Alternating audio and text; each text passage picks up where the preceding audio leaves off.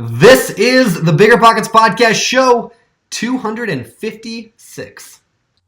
You're listening to BiggerPockets Radio, simplifying real estate for investors large and small. If you're here looking to learn about real estate investing without all the hype, you're in the right place. Stay tuned and be sure to join the millions of others who have benefited from BiggerPockets.com, your home for real estate investing online. What is going on, everyone? This is Brandon Turner, today's host of the BiggerPockets Podcast, here with my guest co-host. Is that okay? You're the co-host today? You're the host and I'm the co-host. I know. You're usually the co-host, right? Usually, but today I don't know. I just took it. What are you going to do about it? Yeah, no, you own it. I'm definitely, whatever the inferior one is, that's me.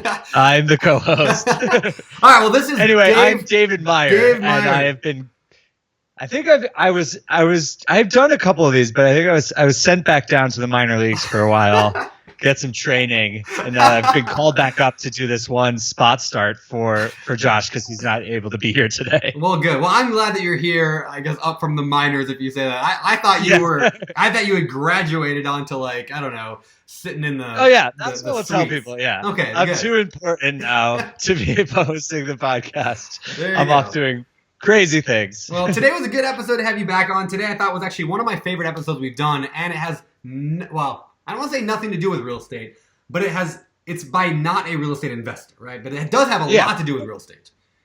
Or just entrepreneurship. Just really good advice for entrepreneurs that can definitely be applied to anything as it comes to real estate. Yeah, very much. And we use a lot of real estate examples in here, but it was cool getting the perspective of an author who's written a book that I really like. We'll talk about that later.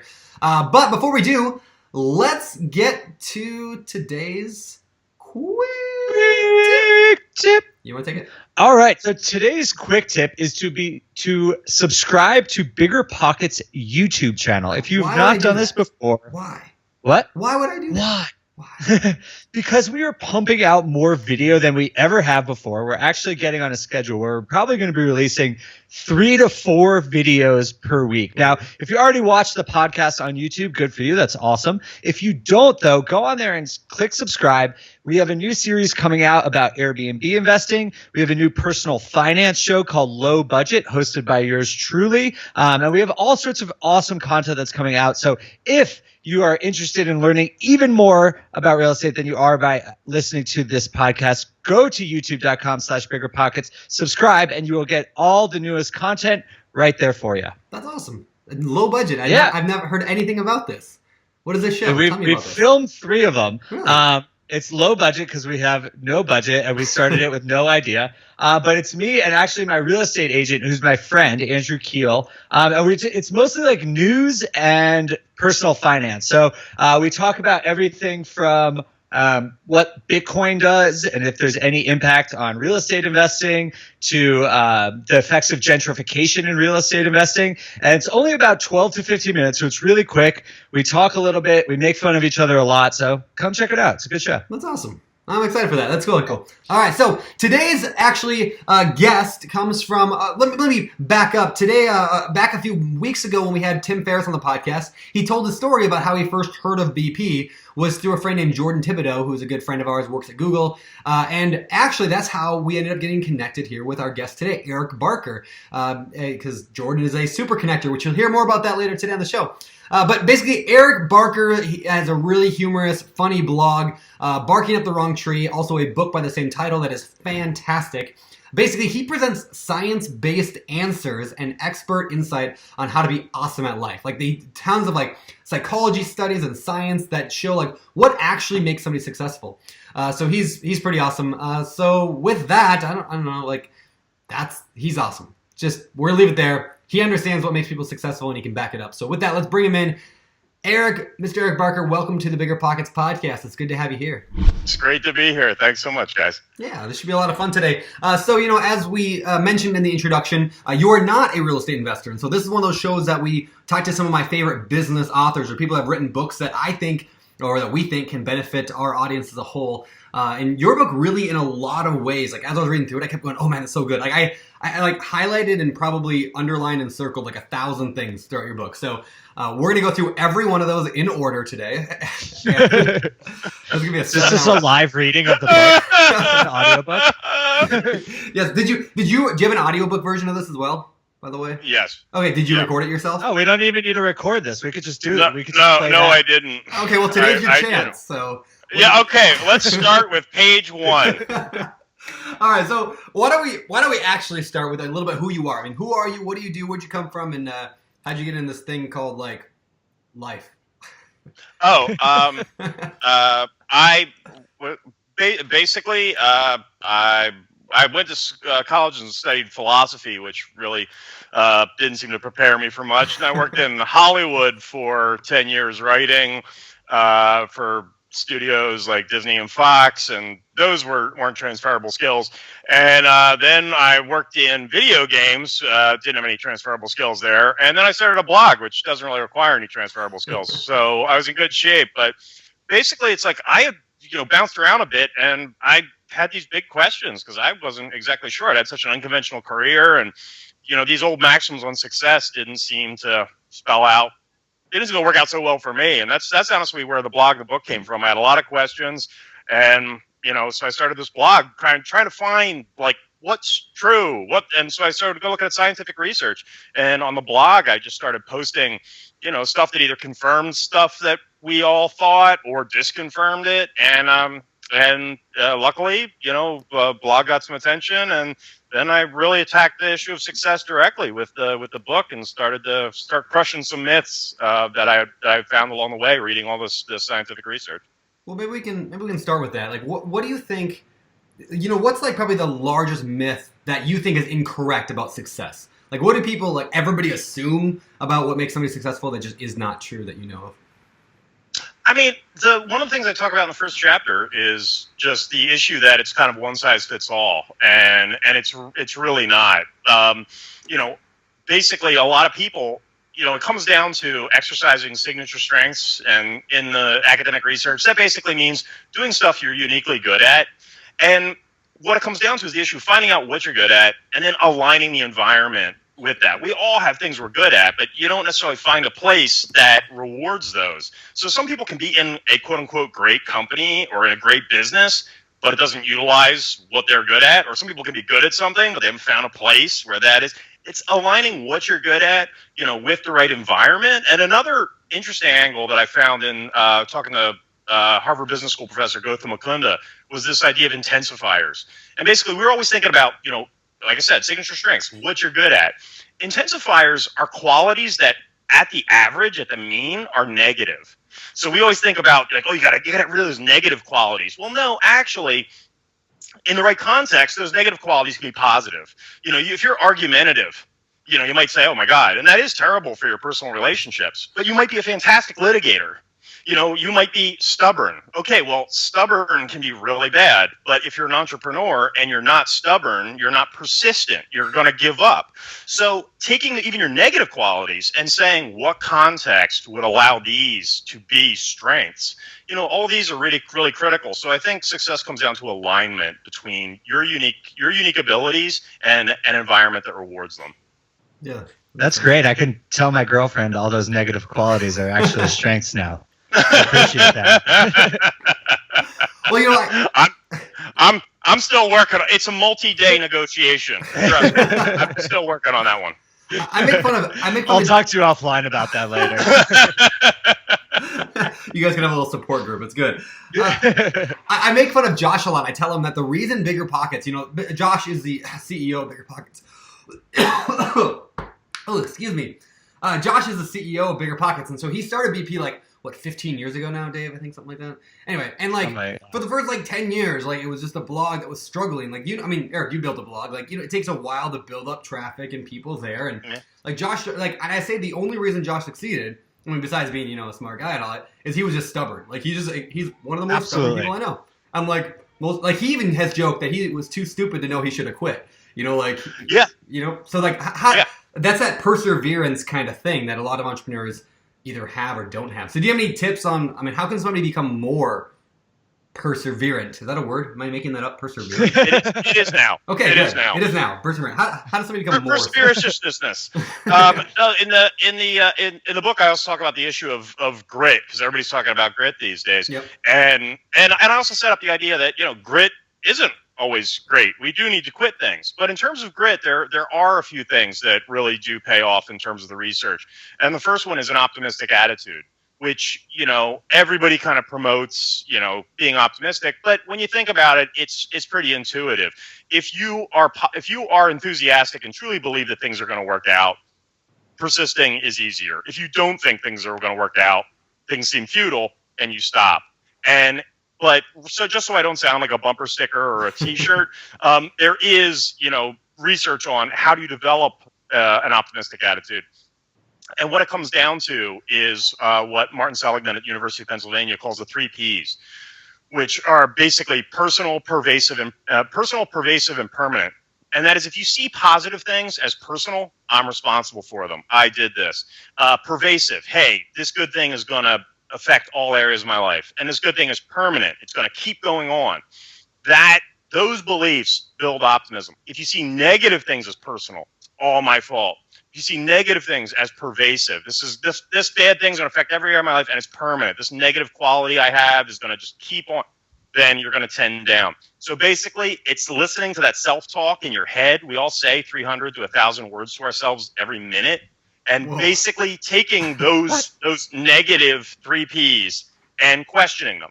It's all my fault. It's really all your fault. I'm sure someone else has some blame here too. I mean, questioning, is this pervasive? Oh, it's going to affect every area. It's going to affect every area of your life. When you're home alone watching Netflix, this will not affect you. So questioning those and trying to make those negatives that seem personal, permanent, and pervasive, making them more positive, that can help you develop a more optimistic attitude, and that has been shown to increase grit and persistence over time. All right, so let's use the example of, because this is a real estate show, let's say somebody wants to buy a rental property. They want to become a landlord, start building, wealth and passive income.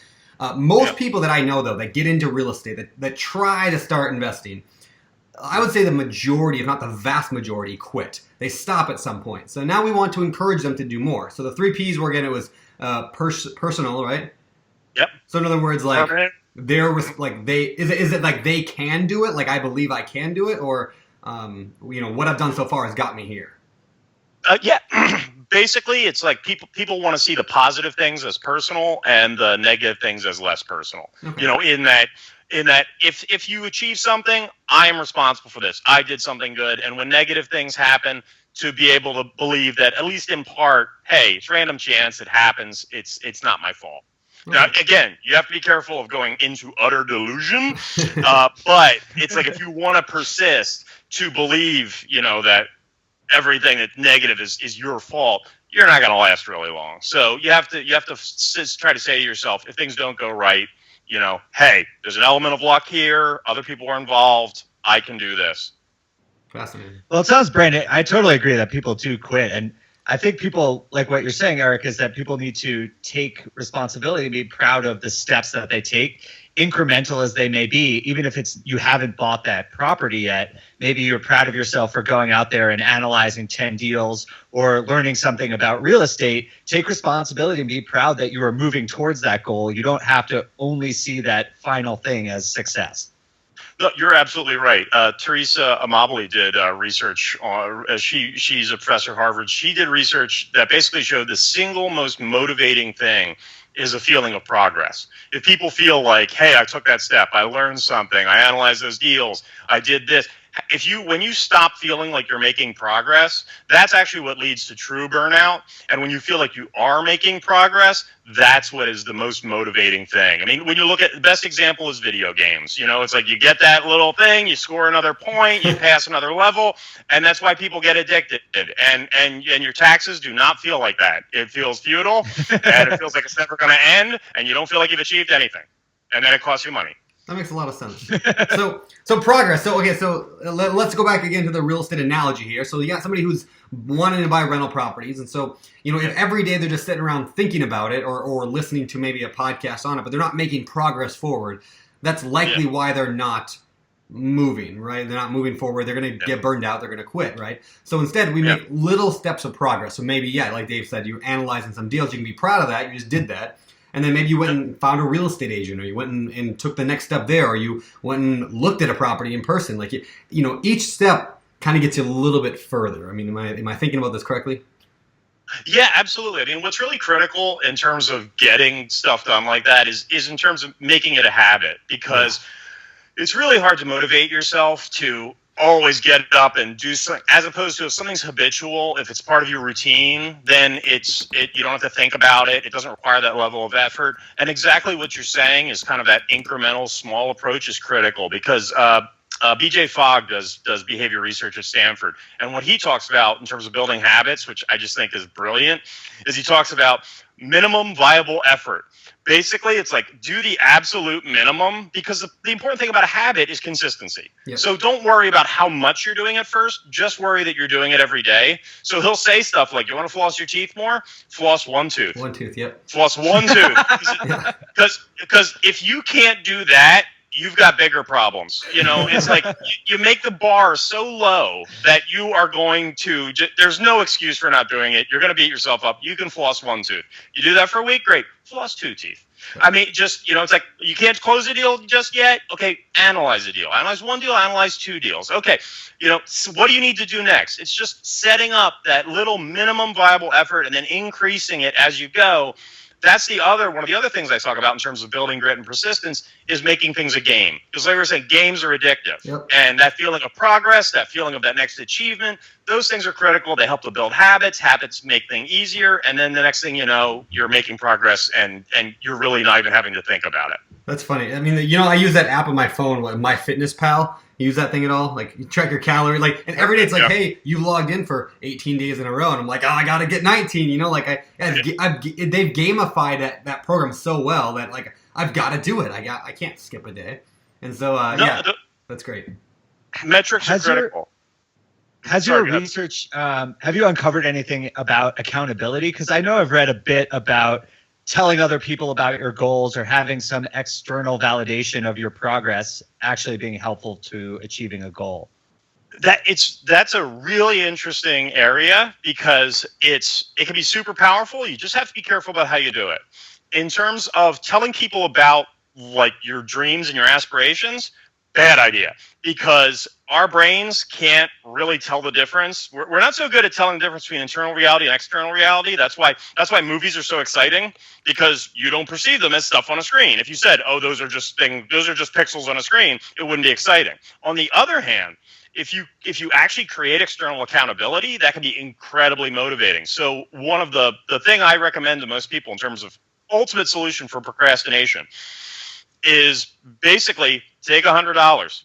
Give it to a very trusted friend and say, if I don't do X by Monday, you keep the $100.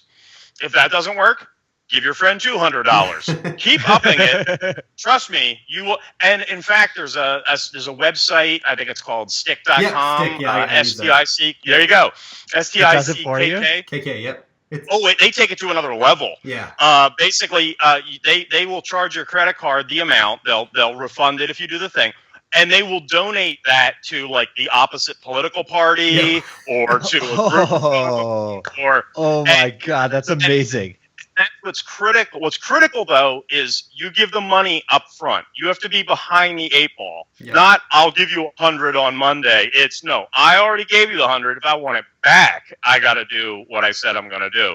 And it's an incredible solution. The only problem with it are many people understand immediately and viscerally how effective this is and are often scared to do it. Yep. But it's very effective if you implement it. So I recently did that. So I got a buddy named Chris Huntley. He and I met at we have a conference called FinCon. We go to every year. We met there and we're talking about fitness, how we want to both get more in shape. And so we both set stick goals for the anti-charity, and we put $300 on the line. And $300, I mean, it's a chunk of money, but it wasn't life-changing. But it was to an anti-charity that I did not believe in. And so I for me it was a certain waist width around where the belly button is, right? So every day I monitored that. And the last 2 weeks I didn't eat. I was horribly unhealthy. This is not what you're supposed to do. But I was behind, and I was I will not give my money to them. So I starved myself for 2 weeks. I ate 100 calories a day. It was as little as I could. And I did it. I hit the goal. I was in the emergency room, but I got my $300 back. It's called Stick, STICKK. I use it. I actually need to set up another one for end of the year because the next 2 weeks. But all right, What I like better, like, so there were two ways of approaching this, like that goal thing. There's and I want to know your thought on this. You can set a goal like, I will lose 20 pounds. I will buy a rental property, right? It's like an outcome goal. And then there's also like, I will work out 5 days a week. Now that's like I don't know what you call that, but like a progress goal. Okay, yeah. And so what do you know anything like which one works better? Does it not matter? Does it depend on the situation?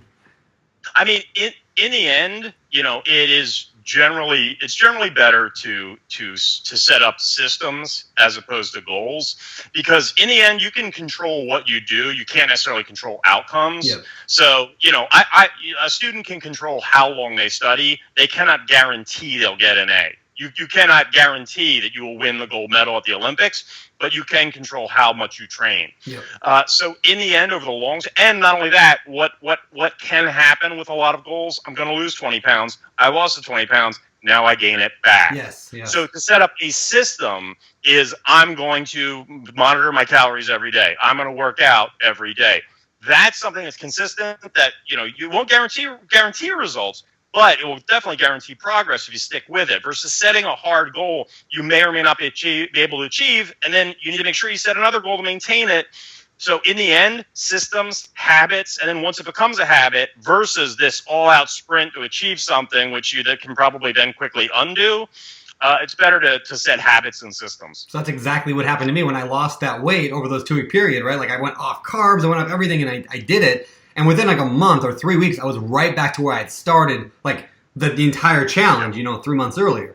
And it was because I was aiming so hard for this goal. I mean, the same thing could be, you were malnourished. Yeah, exactly. Yeah. And like totally dehydrated and all that. Yeah. It was probably horrible. But I hit the goal, right? But now going forward, what I want to do is, I will work out 6 days a week, let's say, or 5 days a week. And if I don't, every time I miss it, I'm going to give you $100 or give this anti-charity $100. That way it's like, if you screw up once, like, okay, well, there goes 100. I better not do that again. And there is no end date on that. I'm just going to keep doing it. So the same thing can be said about rental properties or flipping, right? If you set a goal, I'm going to buy a property.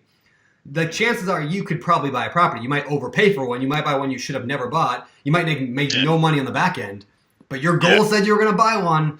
And so like goals can be dangerous in that way quite a bit. Where I tend to, I teach an online class every week, teaching people, how to buy real estate and stuff. And the thing that I teach all the time, and I know, Dave, you do the same thing, is like it's more important to have that process where, hey, I'm going to analyze one deal a day. If I analyze just one simple property every day, I sit down and spend 10 minutes working on it, and I find a number that makes sense. Like if I just did that every single day for 3 months, like I've now analyzed 90 deals. Like, do I think I'll be better equipped to be able to offer on a deal? 100 times more, right? So right, yeah. People always ask me like, what's a good cash-on-cash return or a good ROI for an investment? And I would say, analyze 10 deals a day for a month, and by the end, you'll know what an average in your area is. And when you find one that's higher than that average, then you'll have the confidence to do it because you've built in a process. You're confident in your ability to analyze deals. You know that your numbers are correct, and then you'll actually wind up getting closer to your goal just by setting up that process. So, I totally love that. Very true. There's to kind of end that thing. There's a quote from Hal Elrod, who wrote The Miracle Morning. He said something like, I'm going to probably butcher it, but basically every result that you desire requires a process to get it. So whether you want to lose weight or whether you want to buy a property, there's a process that gets you there. And he said, when you define your process and then commit to it for an extended period of time, the results just take care of themselves. So in other words, you put up a picture of a guy with a six-pack on the wall that does nothing for you. But you're eating 1,500 calories a day and working out 4 times a week. The results, you're going to get where you want if you just stick with that process. Have you found the same thing to be true? Oh, well, I mean, there was I remember there was an interview with a UFC fighter who said they're talking about the fight, and he said the fight's fun. He said the training is the really difficult part, is getting up, doing that every day, doing everything I have to do to be prepared for it.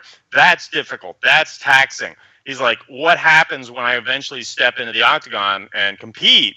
He's like, by then, you're either ready or you're not ready. You're either trained or you're not trained.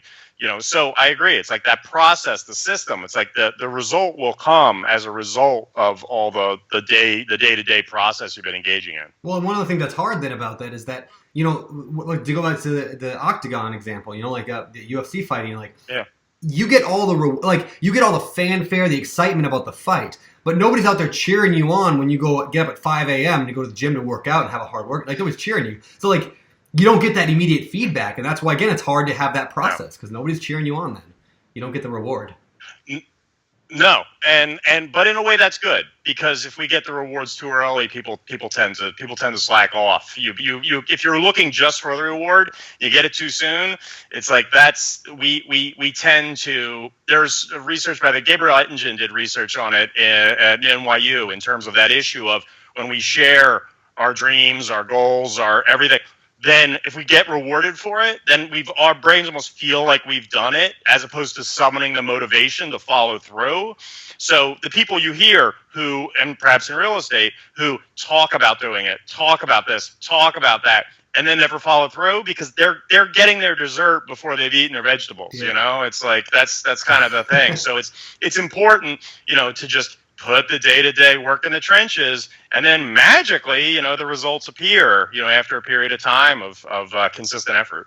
So on that note then, would you say it's not a good idea to go to your Facebook page and say, hey, everybody, I'm going to be a real estate investor. I'm buying 10 properties this year. In 2018, I'm going to buy 10 houses. You think that's a bad idea? I mean, if you've got a consistent track record already of doing that, and that's realistic, okay, fine. But if you've never done this before, I mean, again, I like the stick model better, where I'm not getting rewarded from it. I'm going to get penalized for this. If you want to put words out there, great, put your money behind it. And then then we'll see how happy people are about posting on their Facebook page, in an anticipatory way, versus keeping quiet. Do the work, and then you're one of those people who, oh my God, every time I see this guy, he's achieved, he's accomplished something, as opposed to just always talking it up, and nobody wants to be one of those people. Yeah, makes a lot of sense. Well, cool. Well, I want to shift over to a couple other sections of the book that really stood out to me. One of them was introverts versus extroverts. Who becomes more successful long term? Can you talk about that a little bit? Like, what did you kind of come up with? I mean, across the board, it's like when you initially read the research, it's like, man, extroverts seem to have just a huge advantage. I mean, they build their networks faster, and networks are huge across the board. They're happier. There's even research that shows when introverts act like extroverts, they get happier. It just seems so clear. But then what you see is the big effect is that introverts are far more likely to become experts in their field because they're not spending all that time with other people. They have time, if they use it wisely, to get really good at stuff. And so you just see across the board, introverts are more likely, they get better grades. They're more likely to get PhDs.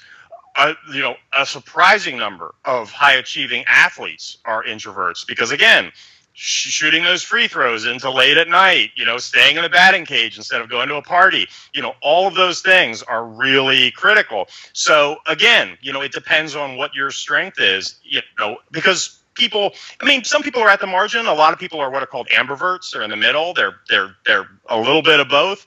But people who are at the extremes, again, understanding what your personality type is and utilizing that, where it's like, am I going to be an expert in my field? Am I going to be really great at this, but maybe I'm a little socially awkward, or I just get exhausted by people? Or I don't feel like studying case after case after case, but I am really good at getting out there and getting people to like me and making friends. They both have their strengths, and it's really important to understand where you naturally fit and then understand how you can utilize that to be better at what you do. Yeah, that makes a lot of sense. Do you consider yourself, and I'll ask Dave this to you as well, do you guys consider yourselves introverts or extroverts? I am an extreme introvert. Are you really? You have no idea how hard this is. I'm just kidding. I was going to say, you are basking as well. No. I'm a very extreme introvert. Writing the blog, writing books. Man, if I was an extreme extrovert, oh, man, my job would be so much harder. But no, definitely introvert. Okay, what about you, Dave? I feel like I've had really conflicting ideas about this in the past, but I guess people define it very differently. But the one way I've heard it defined is like if you're upset or frustrated with something, like do you want to talk it out to people or do you want to just be by yourself? And I'm totally the be by yourself kind of guy. So I sort of tend to think of myself as introverted, but I'm very outgoing. So I don't know if those are in conflict with one another or if that's even possible. I mean, usually when they look at it, it's basically, everybody needs time to themselves, and everybody needs some social interaction. It's a spectrum. Usually, it's an issue of, similar to what you're saying. It's an issue of how do you recharge. It's like, do most people say, oh my God, it's been so stressful, I got to go out and meet friends for a drink, or oh my God, today's been so stressful, I'm shutting the door and just leave me alone. I mean, so we all, like I said, most people cluster somewhere in the center, but some people are. This has been so difficult. I gotta see my buddies, and some people are. This has been so difficult. Phone, do not disturb. Just let me just sit here in the closet, close the door in the dark, and try to stop trembling. It depends. That makes sense. What are you, Brandon? Yeah, I don't know. I think I'm probably more introverted than anything. I mean, on the podcast, I can, we can talk and have fun, but yeah, definitely more introverted. Josh always makes fun of me because I'm the guy like a real estate meetup. I find a corner to go stand in, and then people can come talk to me. And I'm like, but I don't go out. I don't go into groups. Like when I think of the scariest things on earth, and I think of if fire breathing dragons were real, and then groups of people at a party. They're about the same scariness level. I can't approach a group and get into that group. That just terrifies me. So, Oh no, I do a lot of talks and public speaking and stuff, and it's I'm energetic. I tell jokes, okay, and people think, oh, you must be such an extrovert, and I'm like, no, you don't understand. Public speaking, I get to talk. They don't get to talk back. Yeah. I can deal with that. That's not a problem. I'm on stage. You be quiet. I can do that just fine. But conversations. Oh, geez. Other people, they have opinions, and it's really difficult. That's funny. That's very true. So you mentioned earlier that introverts can act like extroverts and become more. Did you say happy? Was that what you said? The studies show.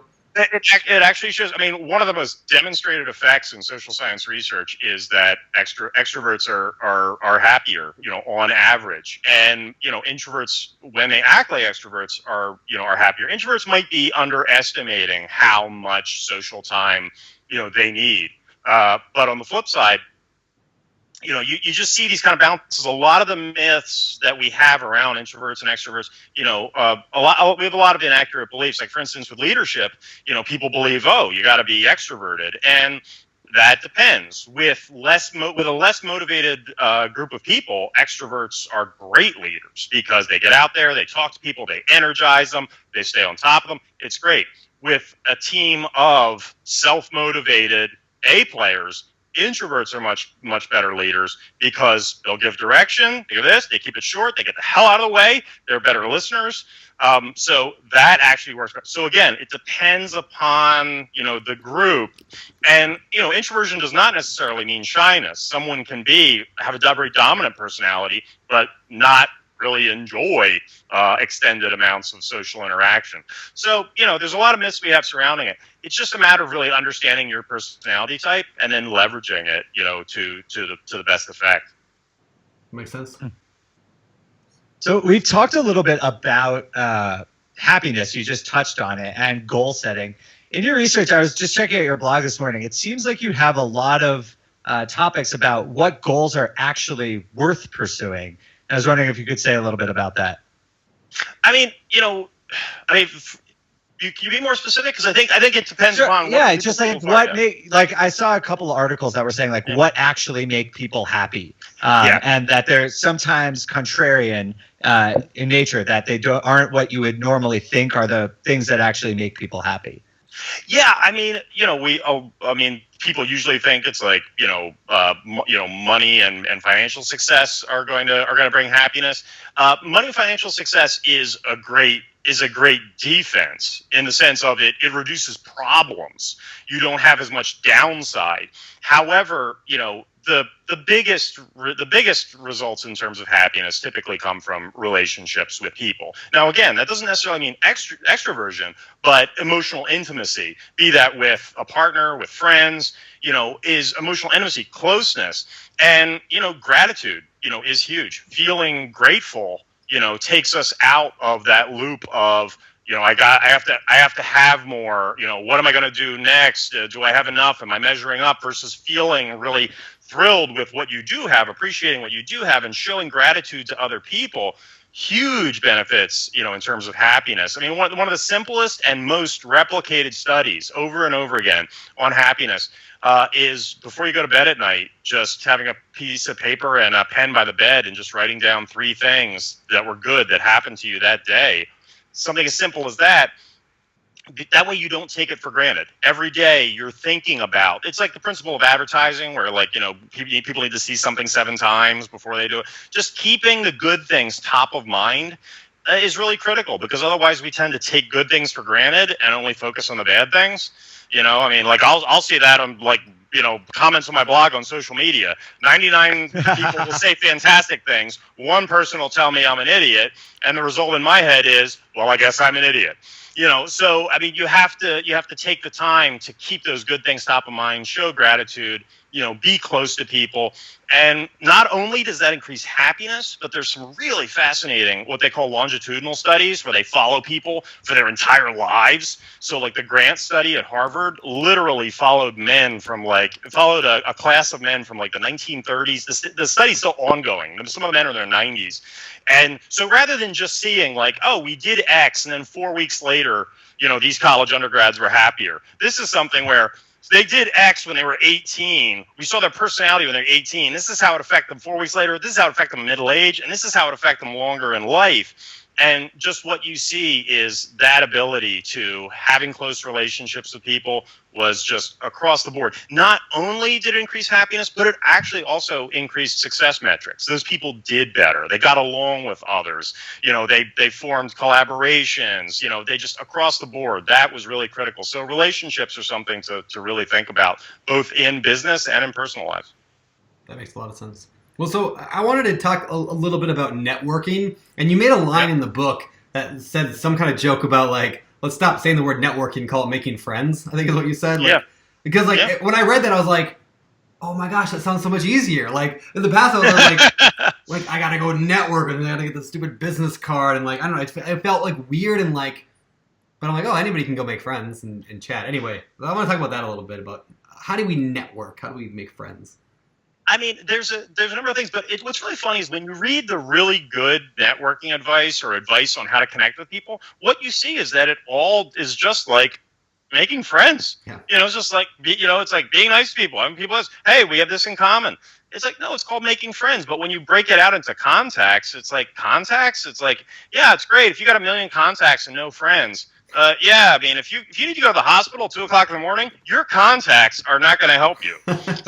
So that's a critical distinction. And, but there are a number of things that people can do. Like the easiest thing from the research in terms of broadening your network is reconnecting with old friends.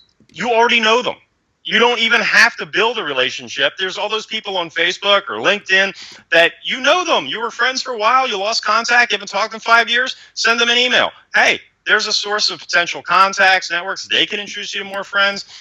That's the easiest thing in the world. Anybody can do it. We all have relationships that we've let fall by the wayside. So reconnecting is, an insanely easy way to do it. And the second thing that I thought, this is research by Brian Uzi, was really fantastic, is the concept of super connectors, where basically if you look at your contact list on your phone or whatever, what you're going to see is a disproportionate number of your contacts came from a handful of people. There's like that one super social person who introduced you to 10 or 15 people.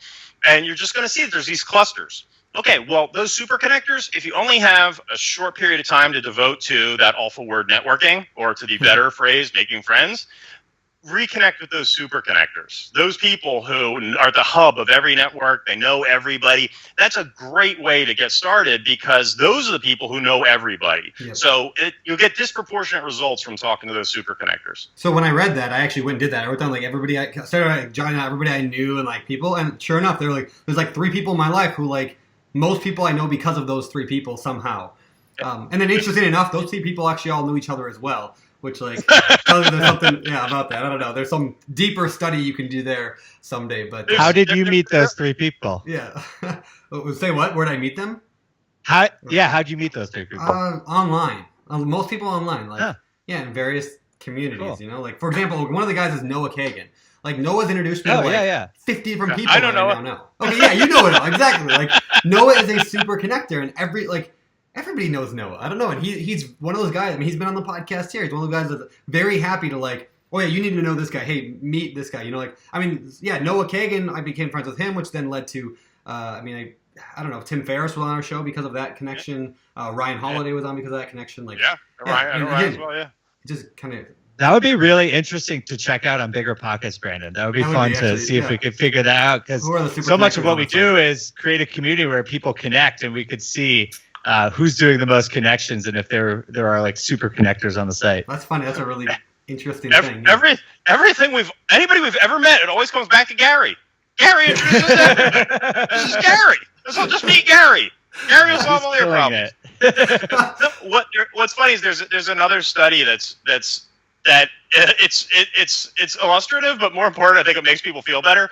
And we all at times feel like, oh my God, our friends have such a better social life than us. Like my social life just isn't as great as my friends. That's a very common feeling. And the reason for that is because of super connectors. These are the people who know everybody. And so we know them, and they're super connectors. So they're your friends typically, on average, will have more friends than you, only because that's the person that knows everybody, and that's why they know you, because they know everybody. So it sets up this false kind of dichotomy where they're the hub, we're all spokes. And then it's like, my God, it just seems like Noah knows everybody. Well, I mean, yeah, it's like, but that's like Noah's known for that, and that's why he knows you. Yeah, so it's funny. That's funny. Well, cool. So we talk about network, we talk about all that. One thing I want to talk about before we move on to kind of the fire round and famous four, the last sections of the show. You mentioned something, and you forgive me if this was not your book, but I'm pretty sure it was. It's been a couple months. Okay. Now. We talked about what makes somebody successful at work. Like studies, like I read about a study that like what makes one employee more successful? Is it education? Is it whatever? That was in the book, right? Yeah. Okay, can you talk about that? Like, what makes somebody... Because a lot of people listen to the show right now, obviously it's a real estate show, but I would say 99% of people have a job. And it would do good to earn more money at that job so they can put more into real estate. How do we make more money at our jobs? This is something that some people might find depressing, but basically the critical thing, in a job is your relationship with your boss. Yep. Is across the board. If you look at work by Jeffrey Pfeffer at the Stanford Graduate School of Business, basically he sums up the research by saying, if you have a great relationship with your boss, and then hard work doesn't matter as much. And if you're a really hard worker and you have a terrible relationship with your boss, your hard work won't save you. Doesn't matter. So it's really, really critical. And that isn't necessarily saying that you need to kiss up, although it doesn't hurt. But is that be really particular, about where you go, what you work for, because and in the same token. People don't leave bad companies. People leave bad bosses. So, the company you work for is not going to affect your happiness and your success as much as the boss you work for. And that relationship is really, really critical. So to be blind to your relationship with your boss and only focus on the work, those are a lot of people who get very frustrated. Yeah. And so you cannot avoid politics. Unless you are, a freelancer or in some way. I mean, sales can be an exception because there is a hard metric. I sold twice as much as anybody else. There's the number. That is a way that allows you to get around some of the things as long as that number stays high. But, overall, relationship with the boss is critical. Yeah, I remember reading that. I thought that was fascinating because I look back at my life. Every successful job I've ever had where I felt like I did a good job at it, I climbed the ladder or whatever, like it was all ones where my boss liked me. And the ones that I struggled were the ones that I was like, my boss is a moron. And I was like, I'm doing good work and they just don't get it. And we butted heads. And I realized my ego of trying to show my boss whatever was hurting my ability to even progress in that job. So yeah, I think people forget how little of their work and their achievements are visible, as you go up the ladder to, C-level, CEO, whatever. And they forget how much of, your perception is at the discretion of your boss. If your boss says to the CEO, oh yeah, he's a moron, it doesn't matter. It's really going to be hard. You're not going to have the access to overcome that, so it's really critical. Your boss can protect you, can defend you. And, a lot of promotions, is, again, if you don't have hard metrics, if you're part of a big department, fog of war, it's blurry. What is the very busy senior vice president going to say? Just, I don't care. Just who do you recommend? Yep. And the first name that comes to mind is going to get that promotion, and it's going to be done. And it's not always fair, but that is how it works, and people need to be cognizant of that. Wow. Yeah, I love that. So Good advice. So listen up. Yeah, if you guys are trying to make more money at your work, go kiss up a little bit. It's okay. Just a little bit. But also, like, I was going to say, on that note as well, like, I think there is something too, like, if you are a good worker, that's typically what makes the boss likes you as well. So it's kind of a two-way street, right? Like, not always the case, but in a lot of ways. I mean, if you're good at your job and you do the research to make sure ahead of time, hopefully, that you're going to be working for somebody that you respect and that you like, it's like, that's the perfect setup. It's really the perfect setup. But it's like, we all have our quirks. And, and it's just a matter. That relationship, really matters. And some people have a boss who is just focused on do a great job, get the numbers and you're it. And, other people are more socially oriented and they want somebody who they're friendly with, who they enjoy spending time with. And, it's like, if you're the inferior position on the relationship, you need to make sure that happens. They need, when Deepak Malhotra teaches at Harvard Business School, and when he's talking about negotiating salary, what he tells all the Harvard Business Schools, the MBA students, his first rule is not hardball negotiation or anchor high. Or his first rule of salary negotiation is they have to like you. Yeah. Because in the end, it's going to come down to, do they want to give this to you? Because they may have more options. Are they going to offer them? Are they going to say, are they going to go to bat for you? Are they going to want to do it? Or are you going to be strong-arming them and they're going to resent you? Or they have to like you? That's so good. So true. All right. Well, last question I got. I don't know, Dave, you got any more, but like, I want to know about work-life balance. You talk a lot about that as well. What does that mean? And how do we achieve better if that's what the goal is? Well, the issue with work-life balance is that it didn't even really exist. We didn't think about it in the past. You watch Mad Men, it's like back in the 60s, it wasn't as big of an issue. And now, it's because basically, we can work 24/7. And that's difficult. I left those papers at the office. I'll get them for you tomorrow. No, they're in the cloud. You can get them right now. Yeah. Oh, I'll have to check my mail. No, the email's in your pocket all the time, 24/7. You can check it right now. You always have the option to work. And so that's stressful to just know that you could always be doing it. And that sets up this situation where, ceteris paribus, all things being equal, if somebody else is going to work 10 hours a day, you're only going to work 8. So it becomes very difficult because we're living in a 24/7 world, and that just keeps you on the treadmill. And so people end up using what they call a collapsing metric, where it's like they use one metric to determine success. And that's really dangerous because what metric do we end up using? Money.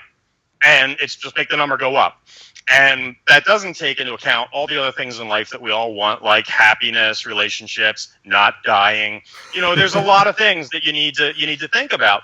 So what they found is that the people who had something, who are in successful, high-level, high-paying jobs, is basically they had 4 metrics, that they went by, where they were enjoying their life, they were giving back, they were important, they were doing things important to the people around them, and they were achieving. So it's like to be thinking about all of those things, where it's kind of, am I enjoying what I'm doing? Am I getting ahead? Am I providing value to the people I love and who love me? And then do I feel like I'm giving back?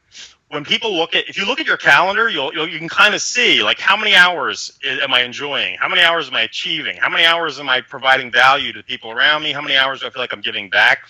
And often people find, one's really high, one's really low, and trying to find a better balance. It is a personal balance. It's something you need to work on for you that works for you. But usually if people look at those 4 buckets, they'll see maybe one of them's lacking, or maybe 2 of them are lacking. Or some people go all in on one. Hey, I'm completely happy.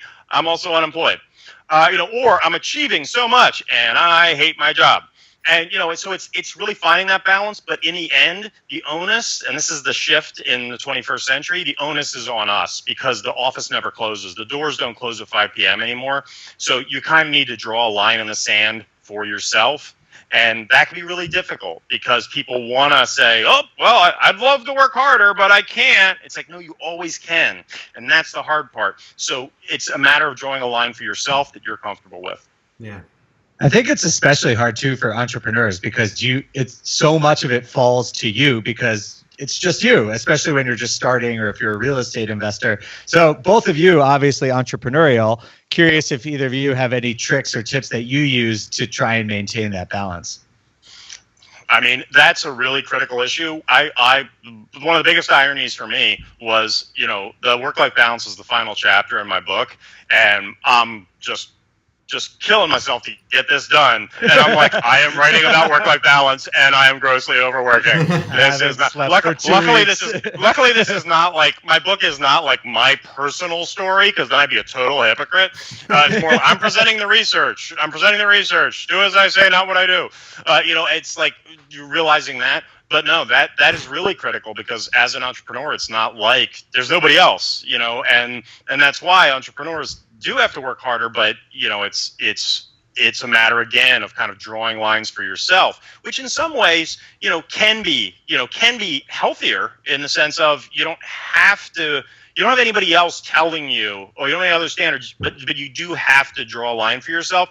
And most people, that line is very blurry, and that's where they get into trouble. Is they're not kind of saying, hey, there's a point where I need to stop. Hey, there's a point where I need to shower. Yeah, I think that's the key right there is like making the lines less blurry as much as possible, right? Like, yeah. And I'm horrible at that because I want to grab my phone out and check my email because I'm just sitting there and my daughter's watching Clifford on TV. So what's the big deal, right? But all of a sudden now I've blurred the lines, even though she doesn't even notice I'm checking my phone. But like now the lines are blurry. So then 10 minutes later, when she does notice, my daughter does notice that I'm no longer paying attention to her. As long as I can keep those clear lines, and I'm horrible at it as well, but I try to keep those clear lines.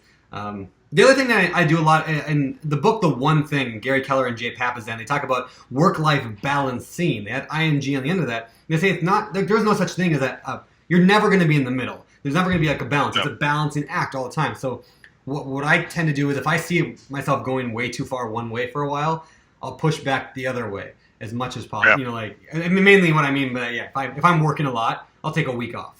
Or I'll spend a week just working very minimal hours and try to do it all before the family is, up and active. So I try to balance it that way as well. Oh yeah, no, it's finding a system that works for you is really the critical thing because in the end, everybody's tolerances are different. Some people get, a disproportionate amount of their fulfillment from their work, telling them to work less. David Epstein wrote a fantastic book, The Sports Gene, and he was talking about some athletes. Yes, many athletes, as we're used to seeing, need a coach to tell them, go train, push yourself harder.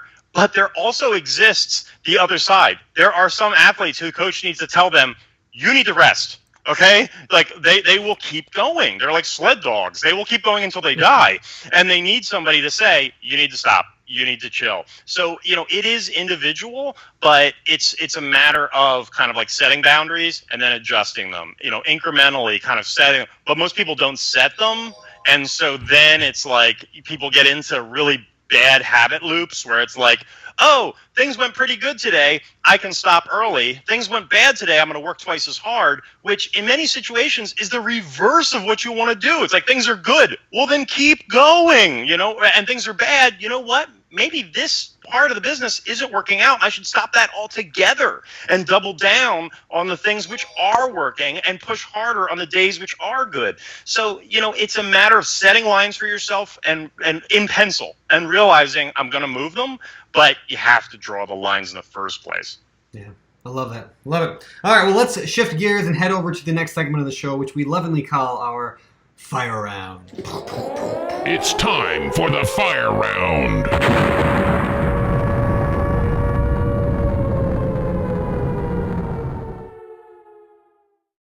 All right, let's jump into the Fire Round. These questions usually come direct out of the BiggerPockets forums. However, today, because this isn't like a real estate necessarily related show, I kind of twisted some of the questions from the forums to be a little bit more general, but I think they'll make sense here. So they'll apply both to real estate and just life in general. So number one, how do I schedule events on my calendar? Do you have any recommendations for what should I schedule? What shouldn't I schedule? Should I schedule everything? How should I use my calendar?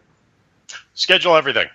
To-do lists are evil. This comes from Cal Newport. His professor at Georgetown wrote an awesome book on productivity called Deep Work. I love that book, And yeah. he said the problem with to-do lists is that you can easily have a to-do list for today that has 26 hours of stuff on it, because to-do lists don't take time into consideration. If you schedule things and you have a ballpark idea of how long things will take, you can realize up front, I'm not going to get all this done. And then you can prioritize and say, since I'm only going to get 5 of these things done, let me pick the most important 5, let me schedule them, and that's realistic. And then I can tell people realistically that you're not going to get it till Friday. And that's a much better way than, oh, I've got my to-do list, and you never, ever seem to get to the bottom of it. So schedule everything. That's been huge for me. I'll do that. I'll have a list. I'm like, okay, I can do all this today. And then when I sit down, I've been doing that because I read Deep Work. I've been plugging each thing on my calendar. I'm like, how could I only fit 4 things out of 12 on my day? Like, I can't even get all this done in a week. And then I actually do exactly what my calendar says typically. I'm like, oh yeah, like I was right. So yeah, I'm 100% in agreement on that. Very cool. All right, number 2. All right, question number 2. What does your day typically look like? My day ranges widely because there's a lot of times where I'm giving talks or I'm traveling. That messes things up a little bit. But I have to read a lot to find the gold that I wanna post about. So I spend a lot of time reading. I spend a lot more time taking stuff in than actually putting stuff out. And I spend a lot of, in terms of writing, I spend a lot of time planning. Because I don't want to sit there in front of the keyboard and be like, what am I going to say? Yep. So I literally spend a lot of time taking in as much information as possible. And again, leveraging my introversion. Very happy to read, to study, to analyze, to plan. So I spend a lot of time taking information in, distilling it, and then trying to make it as succinct and clear for other people. But I spend enormous amounts of time alone and reading. All right. Number 3. How do I get a mentor without being creepy? You go, hey, will you be my mentor?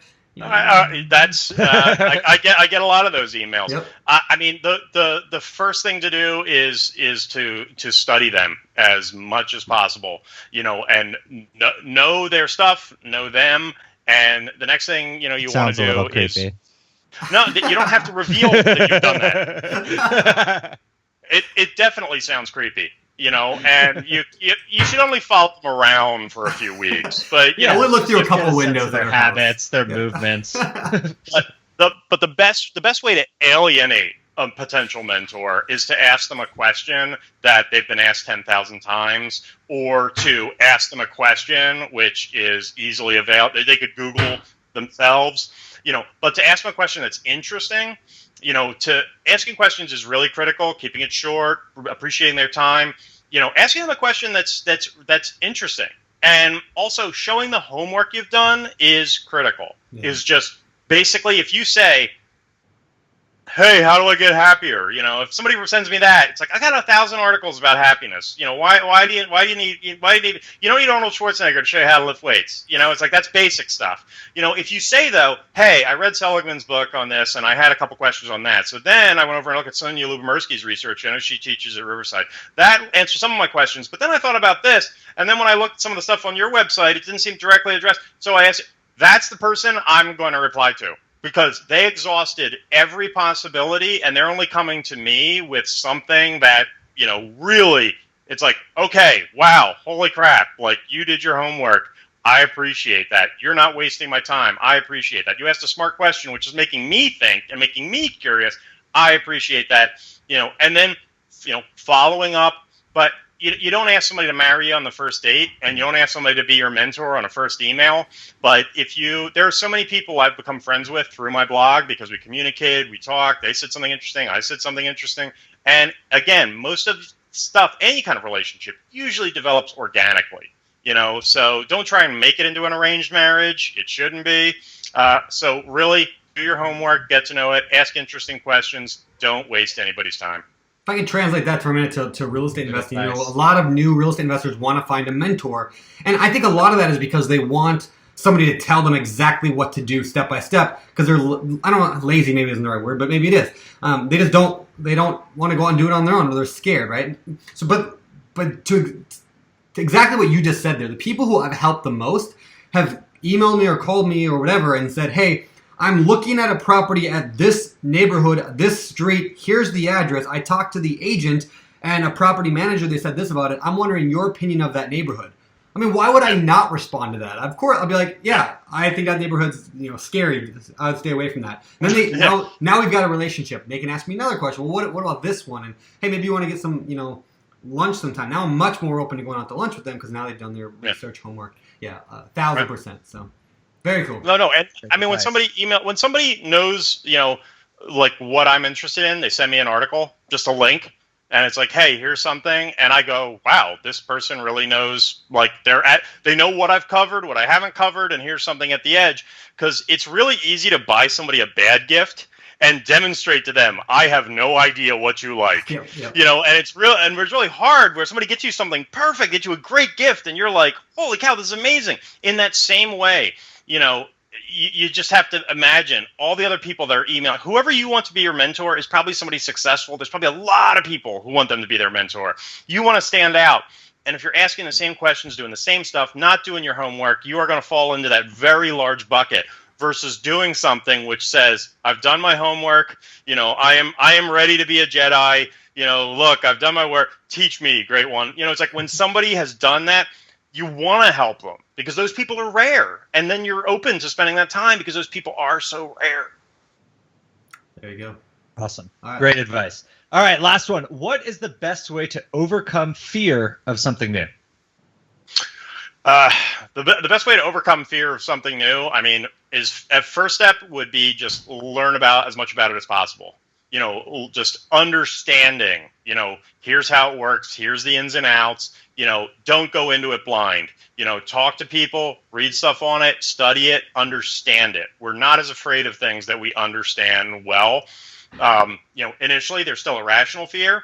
The next thing I would say is there any way you can simulate that environment? So again, it's kind of like, I talked to another author who, when he's scheduling like podcast interviews and stuff, he deliberately schedules really small, like don't have a big audience, don't have a big reach, all of those initially, because then if he screws up, nobody's going to hear it. That's smart. But that allows him to build up kind of his immunity, and then he's got his message all on target. To have that, and then so if you can get out there and try it and test it in a small way, what is a much less threatening way to expose yourself to it, and honestly, it's supported by the psychological research where it's kind of like that exposure therapy, is I'm gonna get 10 feet away from a snake. Okay, I'm gonna get 5 feet away from a snake. Okay, 1 foot. Okay, I'm actually going to touch the snake. Is how you overcome fears. So exposure, first by information, next by some kind of a simulated environment, next is by a low stakes encounter, and then finally put yourself out there, and then put yourself out there repeatedly until frankly, it gets boring. And then there is no fear with boredom. Yep. Yeah, I would say nobody's afraid to drive. Like if you've been driving for 20 years, you're not afraid to get in your car and go drive down to the mall, right? Because you've done it so many times. It's just a boring thing. The first time you drive, though, you're nervous. So just do it so many times that you're not afraid. Oh no! And when you realize, go ahead, please. No. I was just gonna say, fear is just like basically a lack of confidence. So just find ways to build up your confidence around that thing, and you're not gonna be scared of it anymore. No, absolutely. It's like when you realize how irrational fear is, and I don't mean like fear is wrong or fear is, I mean in the sense of the things we are often afraid of aren't the scariest things. Like you're saying, where it's like driving. It's like driving's one of the things most likely to kill you. Yeah. It's like not afraid of driving. We're afraid of terrorist incidents, and those almost never happen. It's like Bruce Schneier's a security expert, and he's just got a great quote where he says like anything on the front page of the newspaper, I don't worry about. Because that's never going to happen to me. Yep. A 60-year-old guy dies of a heart attack is never on the front page of the newspaper. Some electrifying plane crash is. So in that same way, it's like the things that scare us are often the things that are actually the least threatening. And then we get in a car and drive 75 miles an hour on a highway, and you think you're in control. Yeah, but the guy next to you could be drunk. Yeah. And you can't control. So, our fears are often grossly misaligned with the actual threats involved. Yep. I love that. And just because I like translating this general into specific real estate again, like imagine you're trying to buy a piece of real estate. You want to flip your first house, we'll say, right? Like you can learn a ton about it, right? We've done tons of podcasts. There's a million books out there. Go to your library, go to Barnes & Noble, find a book or two or 5 or 10, learn everything you can about it, find some local flippers in your area you can get to know. Like all of a sudden then you know everything about it. Then a low stakes way to kind of get involved is very easily is work with somebody who's already doing it. Like go volunteer to be on their crew cleaning out ugly, nasty, gross properties, right? And that if nothing else, you got a little bit of low stake, or just go and analyze a bunch of deals that we talked about earlier. If you analyzed 100 deals over the next few months, like there's no money involved at all. You can't screw that up. Like, but you'll gain the confidence to know that you're not going to screw it up when you actually pull the trigger. And then when you actually do a deal, do something small. Start with something small. It's not bad to go buy one deal that's not going to make you a lot of money. At least you got something. Next time you can go bigger. So very Absolutely. Cool. All right, well, let's get out of here. Right. Head over to our last section of the show, which we call our famous four. This is the world famous four. These are the same 4 questions we ask every guest every week, but of course, being that this is not a real estate show specifically, I'm going to tweak the first question a little bit. Normally we ask, what is your favorite real estate book? And Eric, if you have one, you can say it. But I'm also curious, what do you read, like blog-wise? What do you enjoy reading? Like, what are the sites that you just get a kick out of reading blog-wise? One of the best websites I really enjoy reading is Marginal Revolution, which is basically it's the best economics blog on the internet, and some of the posts are like way beyond my ken in terms of economics. But Tyler Cowen, who and Alex Tabarrok also writes on there, is just collects so much interesting information. Just a variety of really cool, insightful stuff. He has links every day to really interesting articles, and I always learn something whenever I go there. So Marginal Revolution is a great site. Ryan Holiday, a fantastic source of interesting stuff, often about history, productivity, a lot of great stuff about stoicism, stoic thought. Tim Urban's Wait But Why has some very awesome long form. Tim's a great guy. Tim Urban's site is phenomenal. Yeah. And in terms of business wise, Josh Kaufman puts out some great stuff as well. He wrote The Personal MBA, which is phenomenal book. So those are a few of the people I do my best to never miss on the internet. Awesome. All right, Dave. Right on. All right. So, what is your favorite business book? Ooh, that's tricky. There's a lot of them. One I would definitely say is Dan Pink's book Drive, which is all about motivation, which is really critical. In terms of leadership, The Hard Thing About Hard Things is a great book by Ben Horowitz. Adam Grant's book, Give and Take, is a really great book. If you feel like you're a little bit too nice and maybe you're getting exploited in the business world, that is definitely the book to read. And Josh Kaufman's Personal MBA is phenomenal. Cal Newport is great for productivity. His book Deep Work is phenomenal. There's a lot of great business books. Awesome. I read Deep Work. I haven't read the other one, so I'm going to pick up a bunch of books now. All right, Dave? All right. What are your hobbies? What do you do beside this stuff? Well, we were talking about my work-life balance problem earlier, and no, I'm just kidding. My hobby, none. I should be working right now. My hobbies, I love to read, I love to learn. So luckily that is really well aligned with what I do that. Besides that, I'm a huge documentary buff.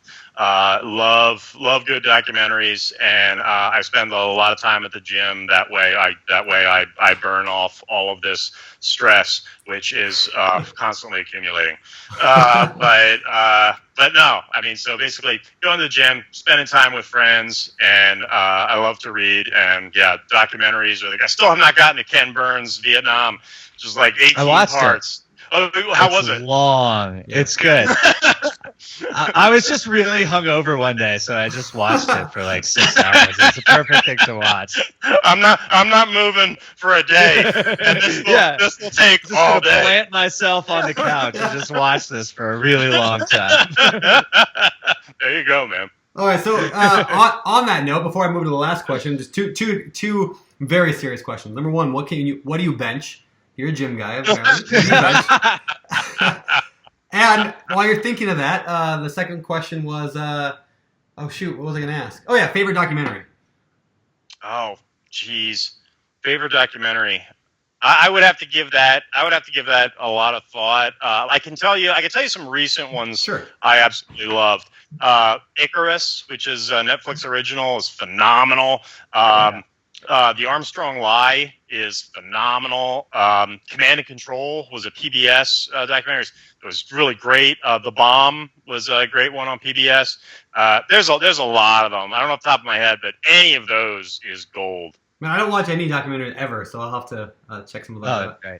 Yeah, cool. No, the Armstrong Lie I will call out as fascinating because basically Alex Gibney shot a whole documentary about Lance Armstrong's final Tour de France before the steroid scandal broke. And then when he went into the editing room, the steroid scandal broke. And he's like, "Oh my God! Like, what am I? I just shot hundreds of hours of lies." And he went back to Lance Armstrong and said, "You lied to me." And then, so basically, he has all the footage, and then he adds in Armstrong telling the truth during it, and it's just blind. Wow. There's no way you could have deliberately made this documentary. So, like, you have Lance Armstrong on camera during it saying, like, "Oh, I've never cheated, I've never anything," and then you have Armstrong going, "Oh yeah, you see that truck in the back? Yeah, that's where we kept the testosterone," and it's like, it's mind blowing. Wow. All right, I'm gonna definitely watch that one now. Oh, and can you bench me? I'm like 200. What? 200? You mean one arm? 200? With your mind is what I meant. Come on. If you could keep it undistracted and I could focus on the bar for more than 4 seconds, then maybe. But I don't. What were we talking about? We were talking about benching. I'm going to move on to the last question, though. At least my last question. Overall, what do you believe, if you had to sum it up in a sentence or two, what separates successful people from all those who give up, fail, or never get started with what they're trying to accomplish? I think it's really that critical issue of alignment. First and foremost, knowing yourself. What are your strengths? What are your weaknesses? And the best way to do that objectively is ask your friends.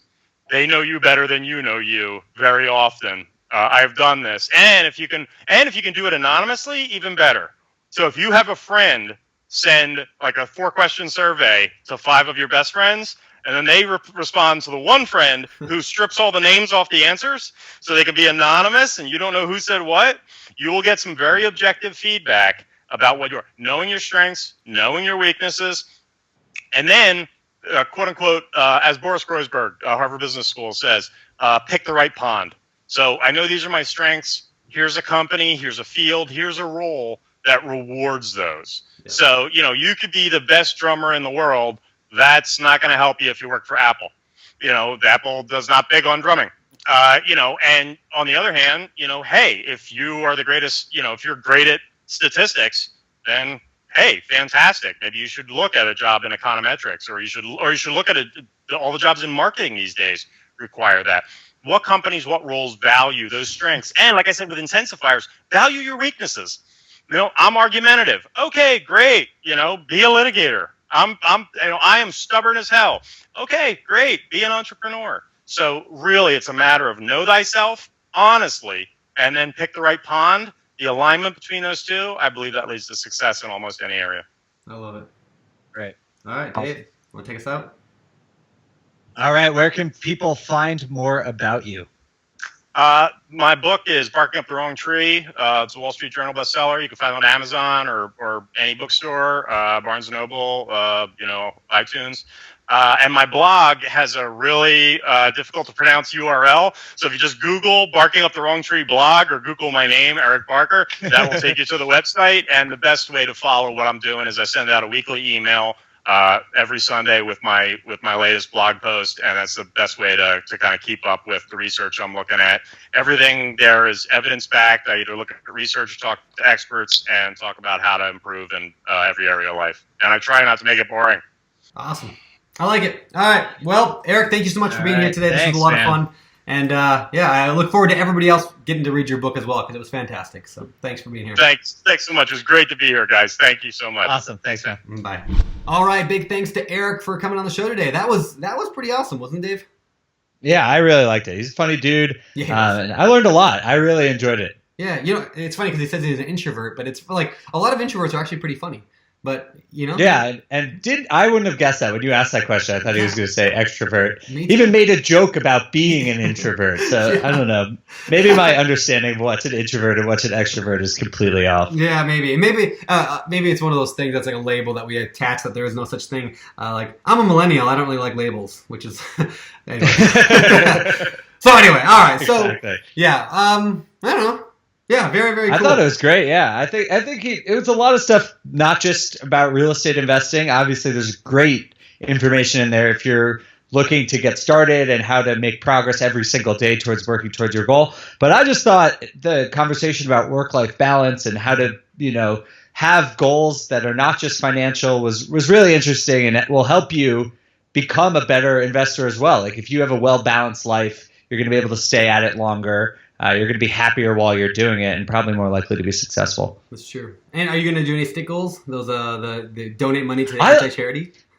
So I wanted to say, but we moved off. But I had heard of the gym one. There's actually an app called, I think it's called Gym Pact or something. Yeah, I used to have that, you like bet someone, right? Yeah, yeah. You're like, oh, if you don't show up, you get their $5. So it's a competition. No, I should definitely do it. It's coming up to New Year's resolution time, so maybe I'll think of a good one. I'll come up with a stick goal for it. Do it. I'll let you know mine whenever. I got to come up with them too. I got to go and do some planning for the new year. So anyway. Yeah, right on. Let's get out of here. Sweet. Well, yeah, it was good to be back on the podcast. I'm happy. And again, check out the new YouTube channel that we got and our new show. This comes out on Thursday. It comes out on Saturday. It's called Low Budget. Check it out. There you go. All right, guys. Thanks so much for being a part of the Bigger Pockets community. And all right. See you later. next time. For BiggerPockets.com, my name is Brandon. This is David. Signing off. You're listening to Bigger Pockets Radio, simplifying real estate for investors large and small. If you're here looking to learn about real estate investing without all the hype, you're in the right place. Be sure to join the millions of others who have benefited from BiggerPockets.com, your home for real estate investing online.